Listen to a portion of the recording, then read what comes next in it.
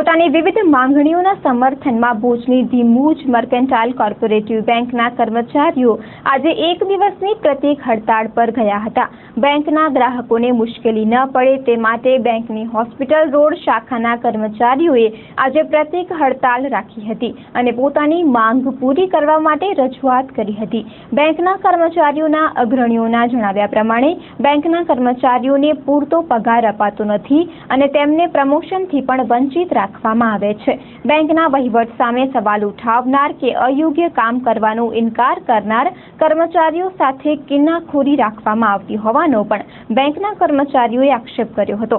બેંકના કર્મચારીઓના જણાવ્યા પ્રમાણે બેંકના કર્મચારીઓને તમામ લાભ મળી રહે તે માટે ગુજરાત કક્ષાના સંગઠન સાથે બેંકના કર્મચારી સંગઠનનું જોડાણ કરવામાં આવેલ છે, જેના નેજા હેઠળ આજની આ પ્રતિક હડતાલનું એલાન આપવામાં આવ્યું હતું। બેંકના કર્મચારી અગ્રણીએ આ અંગે ચંચળ ન્યૂઝ સાથે વાત કરી હતી।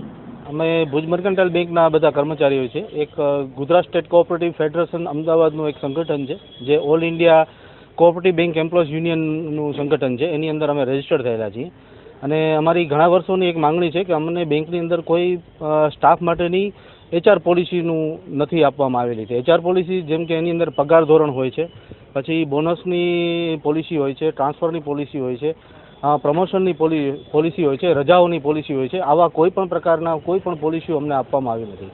અમે અનેક વખત એમની માંગણી કરેલ છે, છતાં પણ એ લોકો અમારી આ માંગણીને ધ્યાનમાં લીધેલ નથી। એના કારણે અમે લેબર કોર્ટની અંદર અમે એક આ બધી માંગણીને અનુરૂપ એક કેસ કરેલ હતો। કેસ અમારા તરફેણમાં આવ્યો હતો અને એની વચગાળાની રકમ પેટે અમારી સંગઠનની માંગણી હતી 5,000 રૂપિયાની। એમને કોર્ટે મેનેજમેન્ટનું અને સંગઠનનું બંનેનું જોઈ બંનેને સમકક્ષ રાખી અને 3,000 રૂપિયાની માંગણી મંજૂર કરેલ છે, જે અમને 3 હપ્તામાં ચૂકવવાની હતી તે પણ અમને મેનેજમેન્ટ તરફથી ચૂકવવામાં નથી આવી એમ। તો આવા પ્રકારની ઘણી અમારી બધી માંગણીઓ છે, જે અમારા મુખ્ય 4 મુદ્દાઓ છે। બીજા અમારા ઘણા કર્મચારી 8 વર્ષ 9 વર્ષથી ટેમ્પરરી સ્ટાફ તરીકે હજી પણ કામ ચલાવ ધોરણે કામ કરે છે, તો એમનો મેનેજમેન્ટને પૂછવામાં આવે છે તો એમનો કોઈ ઉત્તર વ્યવસ્થિત આપવામાં આવતો નથી। મેનેજમેન્ટ અત્યાર સુધી ફક્ત વાટાઘાટો કરી છે, પણ ક્યારેય એમનો ઉકેલ આવે એ ટાઈપનું કોઈ પ્રયત્ન અત્યાર સુધી કરવામાં આવેલ નથી અને દર વખતે RBIના નામે અમને ધાક ધમકી આપે છે કે RBI કહે છે એટલે અમને તમે છૂટા કરી શકશું, તમારો પગાર પણ કટ કરી શકશું। તો આવી બધી ધમકીઓ RBIના કારણે આપવામાં આવે છે। એમ જોવા જઈએ તો એ નિવેદન જે અમારા CJ દવે સાહેબ આપ્યું છે કે ભાઈ RBI ના પાડી છે તમારો પગાર વધારો કરવાનું, તો CJ દવે સાહેબ જ્યારે બેંકમાં જોઈન્ટ થયા ત્યારે 30,000 પગાર હતો। હાલે એમનો થોડાક 3 મહિના પહેલાંથી કાંઈક પગાર વધારીને 45,000 જેવો પગાર કરવામાં આવ્યો છે। તો આ 15,000ના પગાર વધારો કયા ધારાધોરણ સુધીની રીતે RBI મંજૂર કર્યું છે? તો અમને પણ અમારી માંગણી જે છે એ નાના પગાર વધારાની માંગણી છે, તો એ ધારાધોરણના અનુસાર અમારી માંગણી પણ સંતોષાય એવું અમારું માંગણી છે મેનેજમેન્ટ પાસેથી। તો આવી વાલા દવલાની નીતિઓ અપનાવે છે। અમારે અમુક સ્ટાફને એમ કહે છે કે RBI કીધું છે એટલે બદલી કરવામાં આવે છે, તો અમુક અમારા જે સ્ટાફ હતા એ HO કેટેગરીમાં અમદાવાદ ખાતે હતા, એમને ભુજ શું કામ બદલાવવામાં આવ્યા?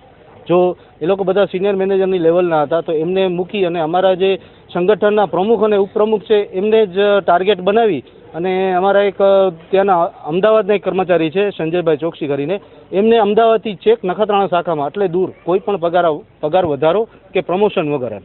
એવી જ રીતે અમારા જે સંગઠનના પ્રમુખ અને ઉપપ્રમુખ છે ભુજથી એમને અમદાવાદ બદલી કરેલ છે।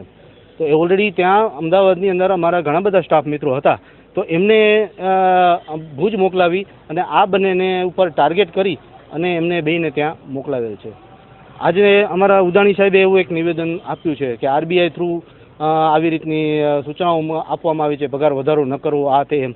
તો એમની સાથે ટેલિફોનિક વાત કરતાં એમને એમ કીધું કે મારું આવું કોઈ નિવેદન નથી। એટલે હવે આ વિષમતાઓ છે, ખબર નથી પડતી કે આમાં કઈ જગ્યાએ આ નિવેદન કોણે આપ્યું છે ને કોના નામથી આપવામાં આવેલું છે।